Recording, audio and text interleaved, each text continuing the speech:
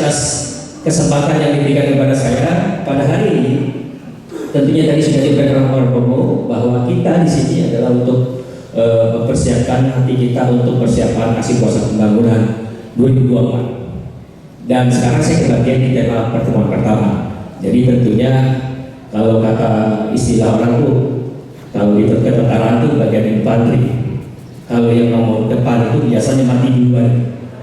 Kalau jelek-jelek semua. Mudah-mudahan nggak jelek-jelek.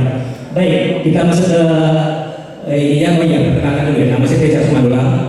Sebenarnya saya memang pelayanan saya di Paroki Basilius, tapi saya tinggalnya di Santa Clara di Bekasi Utara. Jadi saya sudah 20 tahun saya tinggal di sana. Tapi kalau yang ada Santa Clara mungkin juga baru kali ini ada, tapi juga ada yang belum. Saya juga mungkin akan ini. Baik, itu aja. Ada anak 3, 1 sudah meninggal, istri masih 1, alhamdulillah. Karena nggak boleh sama negara gereja Katolik. Baik, kita masuk ke itu aja, perkenalan sudah masuk ke materi. Baik.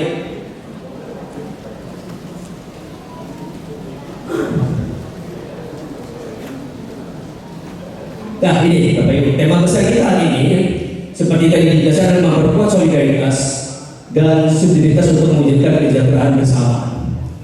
Jadi ini framingnya, tema besar kita. Nanti di dalam kita lihat masuk ke judulnya adalah gerakan pertobatan hati, yang dimana ini adalah jargon tadi seperti yang saya katakan, pegang kata-kata ini gerakan pertobatan hati supaya kita tidak lupa. Nah judulnya seperti rutinitas yang sudah ada, bahwa dana kecil kebesaran kegiatan tahap solidaritas dan subsidiaritas dalam lingkungan warga sekitar. Jadi disingkat kita dulu tuh, jangan jauh-jauh ke tetangga sebelah yang jauh-jauh atau saudara kita yang jauh atau kemana ke bangsa-bangsa lain gitu ya. Kita dulu warga sekitar yang masih butuh pertolongan. Nah ini yang menjadi konsep kita gerakan pertobatan. Nah inilah roadmap kita Bapak Ibu, bahwa di dalam pembukaan kita kemudian baca kitab suci, ada penubuhan dan penutup. Saya percaya ini sudah hafal mati karena tiap hari kita melakukan ini. Jadi kita skip saja. Jadi ini nanti kita bisa lihat di buku masing-masing. Nah ini roadmap kita. Jadi di minggu pertama Bapak Ibu, kita lihat bahwa solidaritas dan subsidiaritas di dalam lingkungan warga sekitar di pertemuan hari ini. Kemudian di minggu kedua kita masuk tetap judulnya sama, tapi dalam mewujudkan kesejahteraan sosial ekonomi. Sifatnya adalah mengenai tentang sosial ekonomi. Kemudian yang ketiga, ini menyangkut mewujudkan kesejahteraan mental spiritual. Jadi tadi yang bergantung karena nama lupa. Kemudian yang keempat, ini adalah dalam kehidupan berbangsa dan bernegara. Jadi saya percaya 4 hal ini kalau diikuti dengan baik pasti benar-benar bisa menancap dalam hati kita dan kita bisa mengaplikasikan. Baik, kita lihat selanjutnya. Nah, pengantarnya itu KLMTD. Apa ini? Saya percaya gereja Katolik tentunya sudah hafal sekali jargon ini Bapak Ibu. Dan tentunya tidak asing ketika kita bicara KLMTD. Ya. Tapi bukan singkatan yang lain ya, tapi ini adalah singkatan kecil, lemah, miskin, tersisih dan disabilitas. Nah, dalam arti ini tindakan solidaritas dan subsidiaritas Allah dalam kitab suci tanpa pada relasi dan keberpihakan Allah kepada orang kecil, lemah, menderita, tersisih dan disabilitas Bapak. Jadi bahwa di dalam firman Tuhan sendiri sebenarnya sudah ada secara implisit dikatakan bahwa tindakan solidaritas dan subsidiaritas ini sudah digaungkan. Ya contohnya nanti ketika dalam bacaan kitab suci kita bisa lihat bahwa di dalam keputusan Musa jelasnya nanti kelihatan di situ. Nah, Allah bukan saja berpihak kepada mereka, tetapi Allah sungguh mengangkat hati dan mengangkat mereka untuk menjadi manusia yang utuh. Nah tentunya kalau kita melihat tentang kitab Kejadian bahwa Allah membuat atau menciptakan kita sebagai manusia sungguh amat baik. Nah sungguh amat baik itu dalam kategori yang dari kategorinya adalah sangat sempurna. Jadi di antara kita ini dibuat tidak asal-asalan Bapak Ibu, semua adalah sempurna. Tapi ada pertanyaan, bagaimana kalau ada orang yang tidak sempurna bagian tubuhnya Bapak Ibu? Nah inilah yang menjadi concern kita, bahwa di mata masyarakat atau di mata manusia, kekurangan dari anggota tubuh itu adalah menjadi bagian yang tidak sempurna, tetapi di mata Allah tidak. Maka ketika kita bicara Allah yang PGI, Allah ingin kita semua sejahtera, kita semua sama dipandang, tidak ada yang kurang, tidak ada yang lebih. Karena pada dasarnya kita kembali bahwa manusia diciptakan segambar dan setitik dengan Allah. Kemudian kita lihat solidaritas dan solidaritas ini adalah tema besarnya. Jadi menjadi arahan dasar Keputusan Agung Jakarta tahun 2024. Baik, kita lanjutkan. Nah, mengapa terjadi ketimpangan sosial dan ekonomi yang sangat dalam di negeri itu? Sampai sekarang kita merasakan Bapak Ibu bahwa perekonomian kita masih belum mengangkat. Kemiskinan di Indonesia masih belum bisa dirasakan di masyarakat bawah. Contoh, ketika saya mendapat informasi sebelum COVID, penduduk yang miskin itu ada 25 juta Bapak Ibu. Bayangkan 25 juta dari 270 juta sebelum COVID.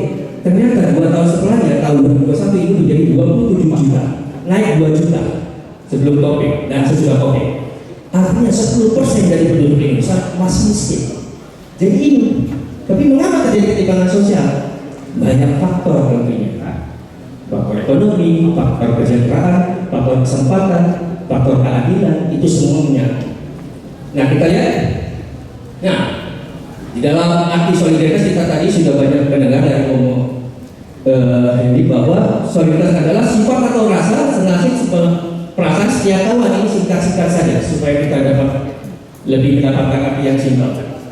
Kalau berarti serasa, senasib, seperasaan berarti kita selevel. Tidak ada yang naik, tidak ada yang turun, tidak ada yang tinggi, tidak ada yang bawah. Nah, kemudian solidaritas artinya bantuan dan kepercayaan dari pihak dan lebih berkuasa kepada pihak yang lebih kecil atau lemah. Jadi kalau konsentrasi kita kepada nilai perkembangan sekarang, banyak orang yang di bawah itu dibiarkan saja. Contoh UMKM kita, hal yang kecil kalau nggak dibantu sama yang di atas, ini menjadi hal yang bagian yang menjadi yang lebih parah nantinya. Jadi ada subsidi juga, ada subs, ada bagian. Jadi kita ambil bagian dari proses itu. Nah, apa yang dikatakan dalam Bapak Paulus mengatakan bahwa setiap orang harus memiliki sumber daya untuk dapat berpartisipasi dalam perkembangan dan regenerasi dunia, Bapak Ibu. Jadi kita harus berpartisipasi. Ini poinnya. Kalau kita merasa sudah berbagi, ya jangan hidup kita seakan-akan seorang diri, tetap harus berbagi. Karena konsentrasinya adalah partisipasi. Nah ini yang kita katakan penyembuhan dan regenerasi dunia. Jadi ini lebih pentingnya adalah bagaimana kita melihat wajah bumi dan wajah dunia ini adalah supaya kita lebih sehat, itu maksud tujuan. Nah, Paus Fransisi juga mendesak agar setiap orang dapat mengambil jalan subsidiaritas. Nah, jadi sekarang kalau sudah dikatakan oleh Bapak Paus, kita jangan cuek sekarang. Apapun yang kecil kita bisa lakukan sebenarnya. Contoh jalan subsidiaritas ini. Ya contoh seperti kita melayani ke sesama kita. Dalam pelayanan ini orang-orang calon masuk surga semua ya, betul ya. Calon masuk surga semua berarti ya sudah tentunya kita harus baik hati gitu ya, supaya melakukan kebaikan di sekitar kita. Nah, apa yang kita lakukan? Ini yang menjadi poinnya adalah untuk melakukan tindakan sendiri, untuk melakukan sebagai kita harus ambil bagian terbaik ini. Ini ya kata kuncinya ambil bagian. Jadi jangan sampai kita juga selalu menjadi bagian yang terisolir. Pendidikan kepentingan diri sendiri, tidak perlu orang lain. Saya bisa tanpa orang lain berjalan ya. Nanti juga kalau seandainya saya juga udah di Padero juga saya bisa jalan sendiri, berpikirnya seperti itu ya. Jadi ini harus kita berpikir ya, yang merupakan ajaran sosial gereja untuk menciptakan kehidupan yang adil dan berkelanjutan demi kesejahteraan bersama. Jadi ajaran sosial gereja basicnya sudah dikatakan di dalam dokumen gereja kita. Jadi ini solidaritas dan subsidiaritas ini bukan barang baru, ini sudah barang lama sebenarnya, tetapi digaungkan kembali. Karena apa? Karena masih update sampai detik ini. Nah, Setelah tadi mengatakan kita diperkuat dengan bacaan Keluaran 6 pasal 6 ayat 1 sampai 12 tentang pengutusan Musa. Kita tahu Bapak Ibu pengutusan Musa, dan saya percaya Bapak Ibu sudah mengulang membaca kitab suci tentang pengutusan Musa ini. Tetapi ada poin yang penting saya pengen menggarisbawahi bahwa pengutusan Musa ini menarik ketika dalam bacaan ini, bahwa ketika ajakan Tuhan itu, ajakan Allah itu tidak langsung diterima. Ya, tidak langsung diterima kan? Artinya ada proses keraguan.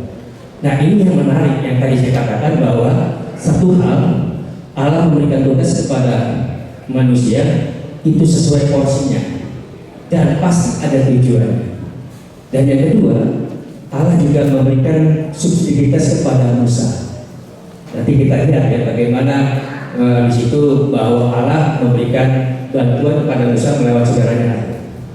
Itu subsidiaritas. Artinya dia memberikan kuasanya juga kepada orang untuk membantu sesama. Ya, itu poin.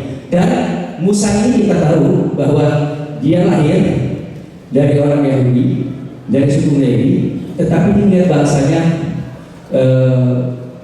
selalu menjadi bahan yang suatu keadaan yang tidak membaik. Makanya dia diutus untuk keluar dari bangsa Mesir. Ini poinnya. Baik, kita lihat bagaimana sih poin-poinnya. Nah, ini solidaritas dalam subsidiaritas Allah lahir dari kasihnya. Ini yang baca yang resumnya, bahwa Allah juga membuat kasihnya itu lewat solidaritas dalam subsidiaritas ini, lewat bacaan tadi. Dikatakan Tuhan Allah mendekat dirinya mengutus Musa di dalam Tuhan Allah perjanjian. Ayat 1 sampai 3 dikatakan seperti itu. Ditegaskan sampai bagian ini, akulah Tuhan, sampai 4 kali. Ayat 1, 5, 6, dan 7. Artinya apa? Menegaskan kembali, ini loh aku Tuhan gitu. Aku Tuhan bangsamu. Jadi poin ini yang perlu digarisbawahi. Tuhan yang mengadakan perjanjian kepada Abraham dan Yakub, dialah Allah yang berinisiatif mendampingi Abraham. Jadi pertama-tama inisiatif dari Allah.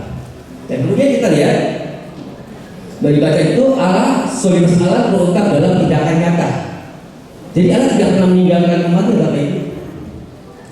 Ya, bahkan ketika mereka sedang mengalami penderitaan. Dan ini juga yang tadi saya berikan contoh, bahwa pentingnya kita pertobatkan hati, bahwa ketika kita juga masih dalam hidup kita, ada Allah yang menyertai kita. Tindakan itu tidak menjadikan Allah itu semena-mena, tetapi dia memberikan pendampingan. Tidak menyuruh kemudian dilepas, tapi tetap didampingi. Inilah yang menjadi konsentrasi. Mengapa Musa juga bisa berhasil? Karena ini tadi, Allah melakukan dalam tindakannya. Kemudian kita lihat poin yang ketiga, subsidiaritas Allah kepada Musa. Nah, tadi saya katakan bahwa Allah memberikan subsidiaritas kepada Musa lewat apa? Lewat panggilannya. Ketika Musa menerima, bukan semata-mata dia hebat, bukan semata-mata dia pintar, tetapi dia ini adalah diberikan oleh suatu kuasa. Kuasa Allah ini yang mendampingi dia untuk dapat melakukan sesuatu. Karena kita tahu Musa mempunyai kekurangan di dalam berbicara. Kadang-kadang dia suka patah-patah lidah itu ya, dan ini menjadi alasan. Kita pun sama. Ternyata sama kita dengan Musa. Tetapi kita ini jangan takut. Subsidiaritas Allah memberikan kepada kita untuk menjalankan misi. Dan kemudian kita lihat terakhir, kuasa Allah yang selalu menyertai. Ini poinnya adalah, sekalipun bangsa Israel dan Israel tidak mau mendengarkan firman Tuhan, Tuhan yang berkuasa dan memiliki rencana penebusan sempurna. Dia mengutus dan memakai Musa sebagai Allahnya untuk menyatakan kuasanya lebih besar daripada Fir'aun penguasa Mesir itu. Jadi kuasa Tuhan yang menjadi utama. Yang kemudian kita lihat terakhir, kuasa Tuhan tetap bekerja sampai saat ini. Jadi apa yang dijelaskan dari poin per poin, terakhirnya jangan takut teman-teman. Ini kita dipanggil untuk mencari kerajaan melalui keterlibatan kita dalam masyarakat. Ini tujuannya, supaya kita bisa diperkuat dalam Quran kitab suci, supaya kita mendapatkan suatu pemahaman yang lebih dalam lagi. Baik, kita lewat ini, kita lihat pendalaman. Nah, pendalaman ini sifatnya adalah pertanyaan-pertanyaan yang sifatnya normatif. Apa janji Allah terhadap Israel? Apa berita Allah pada Musa? Apa saja kendala-kendalanya? bagaimana cara Allah memberikan penemuan, terus apa yang dapat dipelajari dari hidup ini. Jadi 1 sampai 4 ini bagian daripada pemahaman yang ada di dalam Keluaran ayat 1 sampai 12. Tetapi nomor 5-nya ini rahasia kita, apa sih yang dapat dipelajari dari 1 sampai 4 itu buat kita sebagai audiens yang sekarang. Itu ya, jadi saya pendalaman ini nanti bisa dibahas di dalam video. Nah, kita masuk penegasan wawasan. ASD yang termuat dalam dokumen Simpatika kedua, khususnya dalam Gaudium et Spes, menegaskan pentingnya solidaritas warga gereja dalam membangun dan mengawal perkembangan hidup bersama. Jadi dokumen gereja ini tahun 62, Gaudium et Spes sampai tahun 65 sudah berkonsili 3 tahun, dan tahun itu berarti umurnya sudah 62 tahun, berarti bukan barang baru lagi. Ini sudah ada Bapak Ibu. Kalau ditanya kok baru tahu ya, karena ditanya nggak mau tahu, tapi barangnya sudah ada. Jadi tinggal kita mau apa enggak nih sekarang mau melakukan aksinya. Ini ya. Kemudian perkembangan hidup solidaritas itu berpangkal dari penghayatan dan komitmen iman untuk menanggapi dan mencari jalan keluar terhadap masalah-masalah konkret hidup manusia demi perkembangan hidup bersama.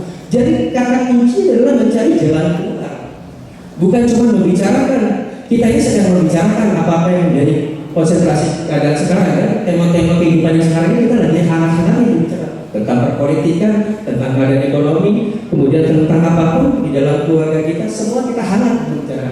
Tapi aksi nyatanya sepertinya nggak sehangat apa yang dibicarakan. Kadang-kadang mundur teratur kan, apapun bentuknya. Entah ada masalah keuangan, saya nggak punya uang untuk membelinya, saya juga nggak bisa apa. Saya nggak punya tenaga. Saya nggak punya cukup waktu, tapi nanti bicaranya saya nggak punya umur lagi baru mau rasa, udah nggak ada umur baru merasa. Jadi sekarang waktunya kalau pertanyaannya mau kapan sekarang, karena sudah digaungkan kembali. Nah, secara kronologis prinsip solidaritas menyampaikan bahwa setiap pribadi membutuhkan suasana sesama dan sikap pribadi bertanggung jawab terhadap perkembangan diri hidup bersama. Jadi kita saling rangkul, Bapak Ibu. Kuncinya adalah rangkulan itu. Rantai itu karena ungkayan daripada satu rantai dengan satu rantai. Satu lidi itu bisa berfungsi karena ada gabungan dari satu batang sehingga berfungsi sama. Ini kita membuat adalah membutuhkan sesama dan setiap pribadi. Jadi kata kuncinya itu juga yang saya katakan.